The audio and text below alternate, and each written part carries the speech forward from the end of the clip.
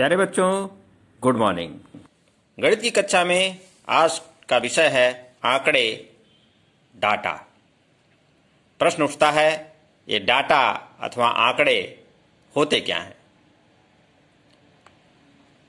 किसी भी वस्तु, व्यक्ति आदि के समूह को जब हम गिनती में लिख देते हैं, किसी संख्या में व्यक्त कर देते हैं, उन्हें गिनकर, तो वह आंकड़ा बन जाता है, वह डाटा बन जाता है।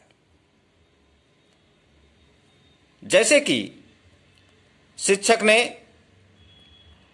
आप लोगों से कहा कि बताइए कि अपने विद्यालय में कितने बच्चे पैदल आते हैं, कितने बच्चे साइकिल से आते हैं, कितने बच्चे मोटरसाइकिल से आते हैं। और आपने ऐसे बच्चों की संख्या को गिन करके एक स्थान पर लिख दिया, तो वह जो है डाटा का रूप धारण कर लिया। और जब सबको एक साथ किसी तालिका में लिख दिया, जैसे कि यहां लिखा हुआ है, तो वह क्या बन गया? डाटा बन गया। पैदल आने वाले बच्चों का डाटा कितना है? 16। साइकिल से आने वाले बच्चों का डाटा कितना है? आंकड़ा कितना है? 4। मोटरसाइकिल से आने वाले बच्चों का आंकड़ा कितना है? 3। और जब इस प्रकार से क्रम से हम इसको लिख देंगे अच्छे से एक तालिका बना करके, तो उसको डाटा की सारणी कहते हैं। ठीक है? इस प्रकार से कुछ भी आप ले सकते हैं।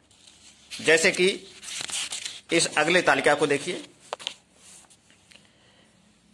इसमें सुबह के प्रार्थना के बाद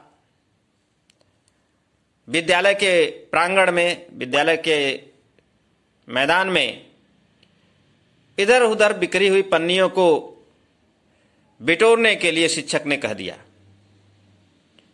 हुआ क्या?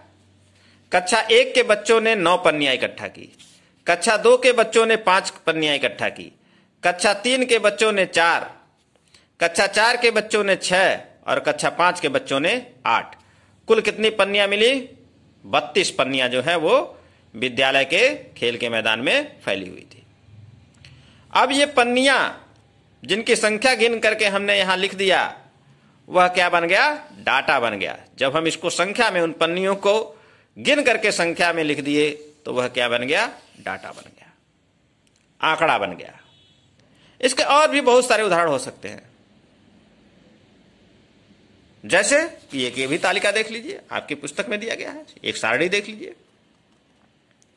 इसमें क्या दिया है? क्रम संख्या 1 2 3 4, फिर बच्चों का नाम दिया है, उसके बाद बालक है अथवा बालिका है, ये दिया गया है, और उनकी लंबाई दी गई है। अब इस लंबाई से को क्रमबद्ध तरीके से जब लिख दिया गया, तो क्या बन गई? सारणी बन गई है। ठीक? अब इस सारणी में से आपसे अगर कोई प्रश्न पूछा जाए, तो आप आसानी से इनका उत्तर दे सकते हैं। जैसे कि सारणी में कुल कितने बालक और कितनी बालिकाएं शामिल हैं, तो जब ही बालक बालिका पूछा गया, आप बालक को गिन लेंगे। 1 2 3 4 5 6 7 8 बालक हैं। ठीक? 8 बालक है, तो 15 में से 8 घटा दिया, तो कितनी बालिकाएं बच जाएंगी? 7। 1 2 3 4 5 6 और 1 7। आंकड़ों को जब हम सारणी के रूप में व्यक्त कर देते हैं, तो हमारे लिए सरल हो जाता है कि उन आंकड़ों से संबंधित जानकारी को कैसे प्राप्त करें। दूसरा प्रश्न दिया है, कितने बच्चों की लंबाई 120 सेंटीमीटर या उससे अधिक है? अब 120 से अधिक, जैसे 125 है, 1 2 3 4 5 6 और 7। 7 बच्चे ऐसे हैं जिनकी लंबाई 120 से अधिक है। इसी प्रकार से कितने बच्चों की लंबाई 110 सेंटीमीटर या उससे कम है? अब फिर यहां आ जाइए, 110 या उससे कम। 110 देखिए, एक ये मिला, 2 बच्चे ऐसे हैं जिनकी लंबाई 110 सेंटीमीटर से कम है। तो यह आंकड़े जो है वह हमें किसी समूह के बारे में पता लगाने में, उनकी विशेषताओं को जानने में सहयोग करते हैं। और किसी भी चीज का, जैसे आपसे कह दिया जाए कि आपके गांव में कितनी मोटरसाइकिलें हैं, कितने कार हैं, कितने ट्रैक्टर हैं, कितने जीप हैं, कितनी साइकिलें हैं।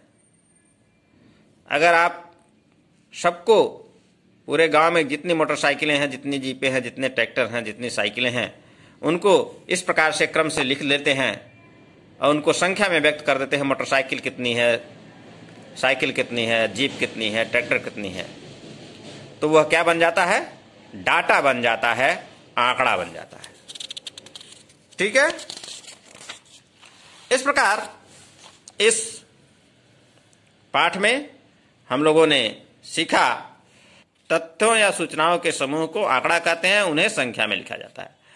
आंकड़े को सारणी के रूप में प्रस्तुत करना सारणीयन कहलाता है, और सारणी की सहायता से तथ्यों की तुलना करना, विश्लेषण करना और निष्कर्ष एवं निर्णय निकालना, निर्णय लेना, ये सारी चीजें हम लोग सीखे। जब हम आंकड़े को सारणी में व्यक्त कर देते हैं तो हमारे लिए आसान हो जाता है उस आंकड़े का विश्लेषण करना, उसकी तुलना करना और उससे किसी निष्कर्ष पर पहुंचना कि यह हमारे लिए अच्छा है अथवा बुरा है। आंकड़े से संबंधित कुछ प्रश्न इस अभ्यास में दिए गए हैं। आप लोग, जैसे किसी कक्षा के 40 छात्रों के सबसे पसंदीदा खेल की सूची निम्नवत है। यह आंकड़ा दिया गया, क्रिकेट कितने लोग पसंद करते हैं? 16 लोग, फुटबॉल 15 लोग, कबड्डी 7 लोग, हॉकी 10 लोग, अन्य 2 लोग, कुल 40 लोग हैं। अब इसमें आपसे पूछा जा सकता है सबसे अधिक लोग कौन सा खेल पसंद करते हैं? क्रिकेट, क्योंकि 16 लोग पसंद करते हैं। सबसे कम लोग क्या पसंद करते हैं? फुटबॉल। ठीक है। तो इस प्रकार से इनसे आप सामान्य जानकारी, जब आंकड़े को आप सारणी के रूप में प्रस्तुत कर देते हैं तो उससे तमाम तरह की जानकारी आपको मिलती है और उससे आपको आप अपनी योजना बना सकते हैं, उससे निष्कर्ष निकाल सकते हैं और आंकड़ों की तुलना भी आपस में कर सकते हैं। आप लोग इसमें अभ्यास कार्य में दिए गए प्रश्नों को हल कीजिएगा। यह पाठ कक्षा 4 के गणित विषय का अंतिम पाठ है। मिलेंगे अगली कक्षा के गणित विषय के साथ। तब तक के लिए धन्यवाद। नमस्कार।